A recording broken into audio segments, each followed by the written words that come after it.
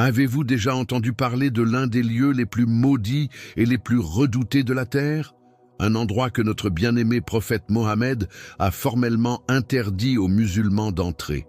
Il s'agit d'un lieu dont l'histoire glace le sang, niché au cœur même des terres rouges d'Arabie. Ce lieu s'appelle Al-Oula, une région à la beauté saisissante, mais chargée d'un passé sombre et d'un lourd avertissement divin. Ceux qui s'y sont aventurés racontent des choses que peu osent répéter. Avant d'aller plus loin, prends un instant pour soutenir notre travail. Abonne-toi à la chaîne, aime cette vidéo et partage-la pour que le message et les leçons du passé atteignent davantage de cœurs. Ensemble, ravivons la conscience de l'histoire oubliée et rappelons-nous les signes d'Allah à travers les âges. Si tu es prêt pour ce voyage bouleversant, reste bien jusqu'à la fin, car ce que tu vas entendre va t'ébranler. Al-Oula n'est pas une terre comme les autres. C'est un lieu où même le vent semble retenir son souffle, où le silence semble plus lourd que le sable du désert. Située dans le nord-ouest de l'Arabie, cette vallée au cœur rouge est un témoin muet du passé. De loin, elle paraît paisible, mais de près, elle dégage une aura de mystère, presque d'effroi. Chaque pierre semble chuchoter un souvenir, chaque ombre raconte une tragédie. Ces terres sont celles où un cri oublié de l'humanité a résonné avant de disparaître. Al-Oula porte les traces d'un peuple autrefois puissant, aujourd'hui réduit au silence éternel. Le prophète Mohammed a désigné cette région comme maudite et interdite, rappelant aux croyants de ne pas la fouler sans conscience ni crainte. C'est ici que se trouve Madain Salih, aussi appelée Egra, la cité du peuple de Tamoud, mentionnée dans le Saint-Coran. Aujourd'hui encore, Al-Oula s'étend sur plus de 22 000 km², à environ 300 km au nord de Médine et à seulement 670 km de la Kaaba. Sous ces rochers et ces vallées se cachent les traces silencieuses d'une civilisation perdue. Elles témoignent à la fois de la grandeur passée et de la colère d'Allah. Comme un cimetière pétrifié, ces montagnes abritent des tombeaux taillés à même la pierre, rappelant un peuple qui a défié son créateur. Le peuple de Tamoud, la nation du prophète Salih, alayhi salam, était connu pour ses talents exceptionnels de sculpteurs et d'architectes. Ils avaient la force de creuser des palais dans les montagnes, un exploit qu'Allah lui-même mentionne dans le Coran. Vous taillez des maisons dans les montagnes, pleines de fierté. Sourate Ash-Shu'ara, verset 149. Mais derrière cette prouesse se cachait l'orgueil et l'ingratitude envers celui qui leur avait tout donné. Les ruines visibles aujourd'hui témoignent de leur puissance passée, mais aussi de la punition qui les a anéantis. Selon des chercheurs modernes, un grand tremblement de terre aurait secoué cette région il y a des milliers d'années, affaiblissant profondément les couches souterraines. Fait intriguant, les scientifiques affirment avoir détecté un trou d'ozone inhabituel juste au-dessus de cette zone, comme si la Terre elle-même portait encore les marques de la colère divine. Mais au-delà des faits scientifiques, c'est surtout la peur qui habite les récits de ceux qui s'y sont aventurés. Depuis des siècles, voyageurs et commerçants parlent d'événements étranges, des sons dans la nuit, des visions troublantes et une atmosphère étouffante impossible à expliquer. Beaucoup en sont revenus hantés, certains n'en sont jamais revenus.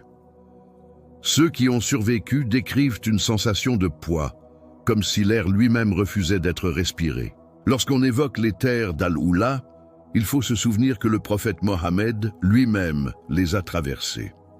Ce moment historique s'est produit lors de l'expédition de Tabouk, une campagne qui mit à l'épreuve la foi et la patience des compagnons. Sous le soleil brûlant du désert, les pas du messager d'Allah et de ses fidèles s'enfonçaient dans le sable chaud. Chaque souffle était une épreuve, chaque pas un acte de dévotion. Ils marchaient sans relâche, portés par leur foi, même lorsque la faim et la soif menaçaient de les épuiser. Le désert s'étendait à perte de vue, silencieux et impitoyable. Les compagnons, affamés et assoiffés, cherchaient désespérément un signe de répit. C'est alors qu'apparurent, au loin, les anciens rochers d'Al-Oula comme des mirages dressés contre l'horizon. Ils ignoraient encore que ces lieux étaient porteurs d'une histoire tragique. À mesure qu'ils s'approchaient, les contours des montagnes devenaient plus nets et l'air semblait se charger d'une tension étrange, presque spirituelle. Le prophète entra dans cette vallée silencieuse, accompagné de ses compagnons exténués. Autour d'eux, les traces des anciennes habitations étaient visibles, creusées à même la pierre. Rien ne bougeait, aucun signe de vie. Seulement le murmure du vent entre les parois rocheuses. Les compagnons, soulagés à la vue des puits proches, se précipitèrent pour tirer de l'eau. Certains burent, d'autres remplirent leurs outres et quelques-uns commencèrent même à pétrir de la pâte pour préparer du pain. Ce moment de soulagement fut de courte durée, car soudain, une voix forte et pleine d'autorité résonna dans la vallée. « Arrêtez !» C'était la voix du messager d'Allah. Tous les regards se tournèrent vers lui. Son visage était grave, empreint d'une profonde tristesse. Il fixait les rochers autour d'eux avec une inquiétude palpable. Le silence tomba aussitôt sur l'armée. Les mains cessèrent de bouger. L'eau s'arrêta de couler. Le prophète avança lentement vers les puits, comme s'il écoutait un secret que seul lui pouvait entendre. Puis il parla avec une voix ferme. « Ne buvez pas de cette eau, ne faites pas de pâte avec elle, et si vous en avez déjà fait, donnez-la à manger à vos animaux. » Les compagnons furent saisis de peur. Sans hésiter, ils renversèrent l'eau au sol et jetèrent la pâte qu'ils avaient préparée. La tension monta d'un cran. Le sol semblait vibrer doucement, comme si la terre elle-même réagissait à l'ordre du prophète. Chacun comprit qu'il se trouvait sur un lieu marqué par la colère d'Allah. Alors, le messager d'Allah, le regard fixé sur les montagnes, prononça des paroles que ses compagnons n'oublieraient jamais. « Ne traversez ces terres qu'en pleurant. Et si vous ne pouvez pas pleurer, faites semblant de pleurer. » Ces mots, rapportés par Al-Bukhari et Muslim, résonnent encore à travers les siècles. Ils rappellent que cette terre n'est pas un simple vestige historique, mais un lieu maudit, un rappel vivant du châtiment divin. Le prophète voulait que les croyants ressentent la peur et la conscience du destin tragique du peuple qui y vivait autrefois. Les compagnons, bouleversés, reprirent leur marche dans un silence pesant. Chacun regardait le sol, craignant de poser un pied au mauvais endroit. Ce n'était plus un simple voyage, mais une leçon de foi, un rappel tangible que la désobéissance mène à la destruction. Ces paroles du prophète devinrent un avertissement éternel pour les générations futures, ne jamais ignorer les signes d'Allah, même lorsqu'ils semblent appartenir au passé. Pour comprendre la raison profonde de l'interdiction du prophète Mohammed, il faut remonter bien avant son époque, à une époque reculée où vivait le prophète Salih, alayhi salam. Environ 4000 ans avant notre ère, sur ces mêmes terres arides, prospérait une civilisation puissante, le peuple de Thamud. Ils vivaient dans la région que nous appelons aujourd'hui Al-Ulla et dominaient par leur savoir, leur richesse et leur art de bâtir. Ils avaient hérité de la puissance du peuple d'Ad, mais au lieu de tirer des leçons de leur disparition, ils répétèrent les mêmes erreurs. Les Thamud étaient connus pour leur maîtrise exceptionnelle de la pierre. Là où d'autres construisaient avec de la boue ou du bois, eux creusaient directement dans les montagnes. Ils érigeaient des palais et des tombes monumentales, si solides qu'elles existent encore aujourd'hui. Leurs demeures sculptées témoignent d'une civilisation avancée, pleine d'orgueil et de faste. Pourtant, derrière cette splendeur se cachait une corruption morale grandissante, l'oubli d'Allah et l'adoration des idoles. Dans le Saint-Coran, Allah rappelle « Souvenez-vous de celui qui vous a fait succéder au peuple d'Ad et qui vous a établi sur la terre. Vous construisez des palais dans ces plaines et taillez des maisons dans les montagnes. Souvenez-vous donc des bienfaits d'Allah et ne semez pas la corruption sur la terre. » Surat Al-Araf, verset 74. Mais le peuple de Thamud détourna le regard de ces rappels. Aveuglés par la richesse, ils prirent la grandeur de leurs œuvres pour une preuve de leur puissance éternelle. Leur arrogance les conduisit à rejeter les enseignements du prophète Salih, alayhi salam, envoyé pour les ramener au monothéisme. Salih, alayhi salam, leur rappela avec douceur et sagesse « Ô mon peuple, adorez Allah, vous n'avez point de divinité en dehors de lui. » Sourate Hud, verset 61. Mais ils se moquèrent de lui, le traitant de menteur. Pour eux, ce n'était qu'un homme ordinaire, sans pouvoir ni preuve. Alors, dans leur orgueil, ils exigèrent un signe visible, un miracle tangible. Ils dirent à Salih alayhi salam, « Fais sortir pour nous d'un rocher cette chamelle que tu promets, si tu es vraiment un prophète. » Une demande audacieuse, presque arrogante. Par la permission d'Allah, le miracle eut lieu. Devant leurs yeux ébahis, un immense rocher se fendit et une chamelle blanche, majestueuse, en sortit vivante. Son apparition fut un signe éclatant de la puissance d'Allah. Le peuple resta stupéfait. Certains tombèrent à genoux, reconnaissant le pouvoir divin, mais la majorité resta dans le doute et la jalousie. Car Allah avait ordonné que cette chamelle soit respectée et protégée. Elle buvait à la source un jour, et le peuple y avait accès le lendemain. Pendant quelque temps, les Tamoud respectèrent cette règle.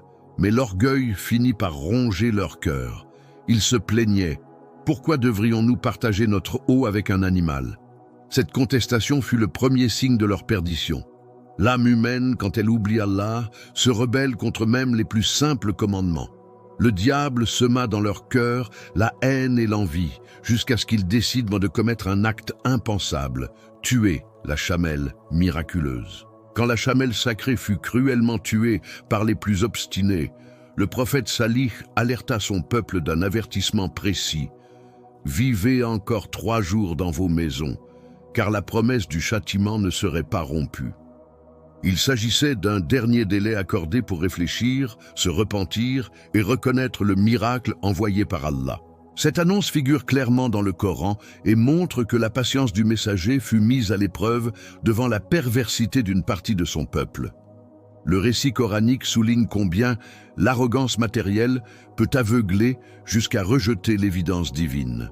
Le lecteur doit entendre que ce qui suit n'est pas une fable, mais une parole révélée qui porte une leçon éternelle. Les jours qui suivirent confirmèrent la parole du prophète Salih.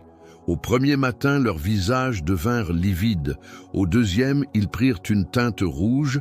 Et au troisième matin, ils apparurent noirs, signe visible du châtiment imminent.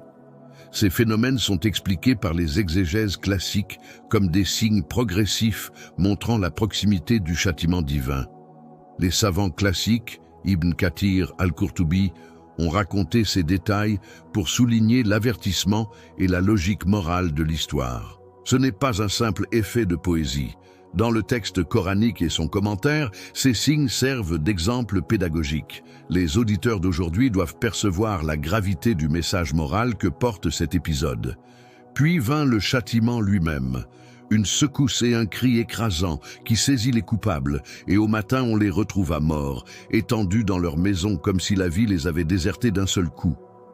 Le Coran emploie pour cela des expressions fortes, as-saha, le cri, ou ar-rajfa, la secousse, pour indiquer une punition soudaine et complète. Les grandes constructions sculptées et les palais taillés dans la pierre ne purent rien contre cette sentence. Ni richesse, ni technique, ni puissance humaine n'empêchèrent la mise à mort collective. Ainsi, l'histoire devient un avertissement tangible. Les monuments glorieux ne protègent pas du châtiment divin quand l'âme s'est corrompue. Ce passage du Coran rappelle la fragilité humaine face à la volonté de Dieu.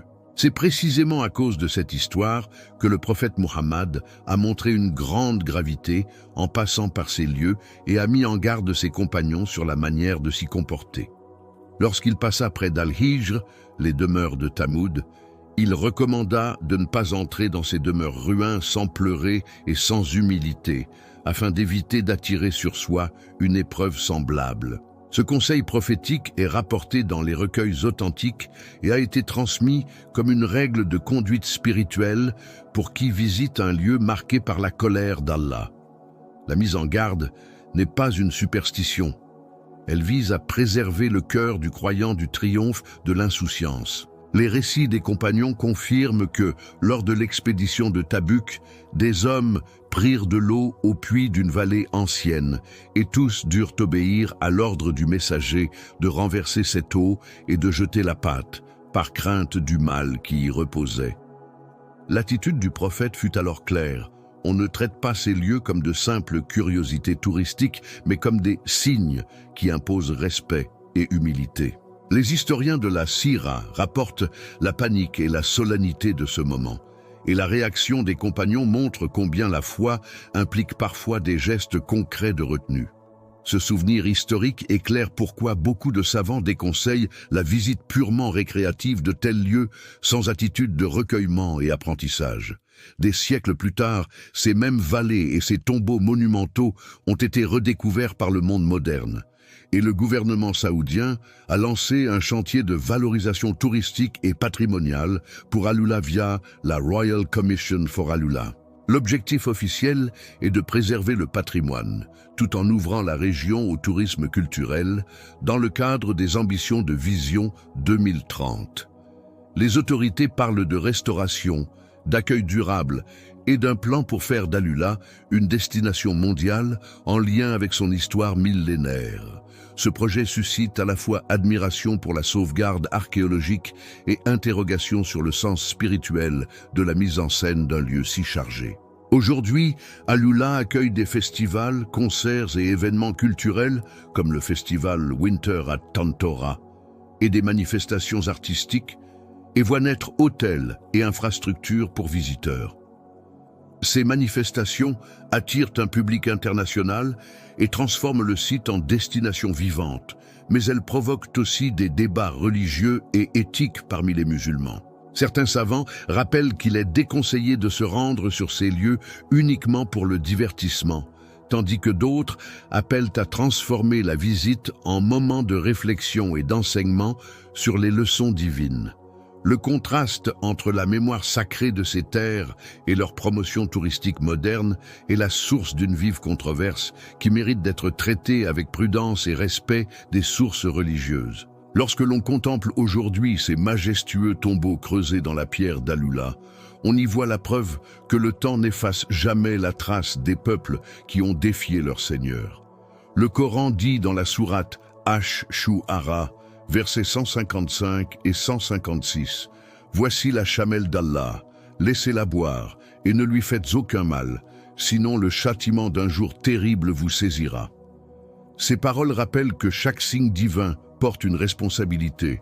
Ignorer ces avertissements, c'est attirer la ruine sur soi.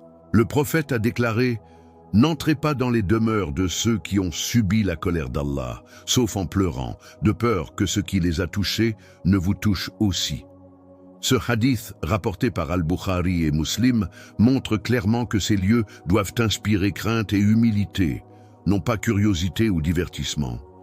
Marcher dans ces vallées doit rappeler la fragilité humaine et la justice d'Allah, non l'envie de prendre des photos souvenirs. Ibn Kathir explique dans son tafsir que la destruction du peuple de Thamud fut un signe pour toutes les nations. Ceux qui se croient invincibles à cause de leur puissance finissent toujours par être vaincus par la volonté du Très-Haut. Ces ruines ne sont pas un décor historique, elles sont un miroir dans lequel chaque civilisation peut contempler son propre destin. Tant que l'orgueil domine, la chute n'est jamais loin. Les savants contemporains rappellent que revisiter Alula doit se faire comme une leçon spirituelle, pas comme une attraction touristique. Shaykh Ibn Baz, rahimahu Allah, soulignait « Celui qui visite ces lieux doit méditer sur le châtiment qu'Allah a infligé et se rappeler qu'il est sévère en punition. » Ces paroles invitent chacun à voir au-delà des pierres. Le véritable héritage d'Alula, c'est l'appel au repentir et à la soumission à Dieu. Dans le monde moderne, où les lumières artificielles effacent celles de la foi, l'histoire de Thamud devient un miroir de notre époque. Les progrès technologiques, les gratte-ciel et la richesse ne sont rien si le cœur s'éloigne d'Allah. Le Coran dit dans Al-Qasas, verset 77, « Et recherche à travers ce qu'Allah t'a donné la demeure dernière, et n'oublie pas ta part en ce bas monde. Mais ne recherche pas la corruption sur la terre, car Allah n'aime pas les corrupteurs. » Voilà la clé de l'équilibre qu'ont perdu les civilisations avant nous. Le prophète nous a averti que viendront des temps où les hommes rivaliseront dans la construction de hautes demeures, oubliant la modestie. Ce hadith, rapporté dans Sahih Muslim, décrit étrangement notre réalité actuelle. Ce n'est pas une condamnation du progrès, mais un rappel. Le vrai danger n'est pas dans les tours que nous bâtissons, mais dans l'orgueil qui monte avec elles. Si la foi ne demeure pas au sommet, la chute devient inévitable. Alors, chers frères et sœurs, avant de fermer cette page, prenez un instant pour méditer. Chaque pierre d'Alula raconte une prière non exaucée. Chaque tombe scellée témoigne d'un cœur endurci. Demandons à Allah de nous préserver de l'arrogance et de nous donner la lucidité de tirer leçon de l'histoire. Dites dans les commentaires, « Ô Allah, purifie mon cœur de l'orgueil et fais de moi un serviteur reconnaissant. » Et si ce rappel t'a touché, partage-le autour de toi, qu'il soit une lumière dans cette époque d'insouciance.